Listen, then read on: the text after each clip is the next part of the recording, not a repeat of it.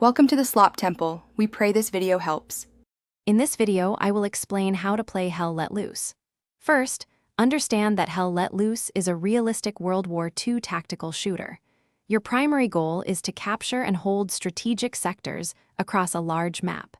Effective communication with your squad and team is absolutely crucial for success.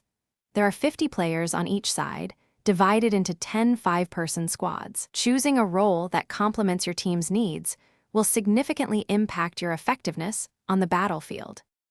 Each of the 14 unique roles in Hell Let Loose has specific responsibilities. For instance, an officer leads their squad, placing crucial outposts for respawns and communicating with the commander. Medics can revive fallen teammates within a 30-second window, keeping your squad at full strength. Support players are essential for providing supplies, which engineers use to build defenses or anti-tank guns. Understanding your role's contribution to the team is key to victory. Effective communication is the backbone of Hell Let Loose. There are 3 main voice channels: local chat for players within 50 meters, squad chat for your 5-person unit, and officer chat for squad leaders to speak with the commander.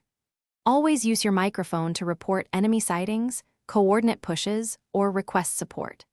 A well-communicated plan, even among just a few players, can turn the tide of a battle and secure an objective. Victory in Hell Let Loose hinges on strategic objective control. The game features a 50 versus 50 player battle across large, realistic maps.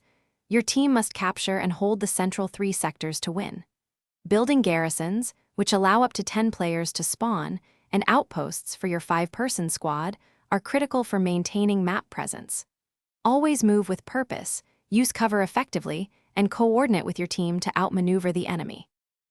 Thanks for watching. Consider subscribing if we helped you.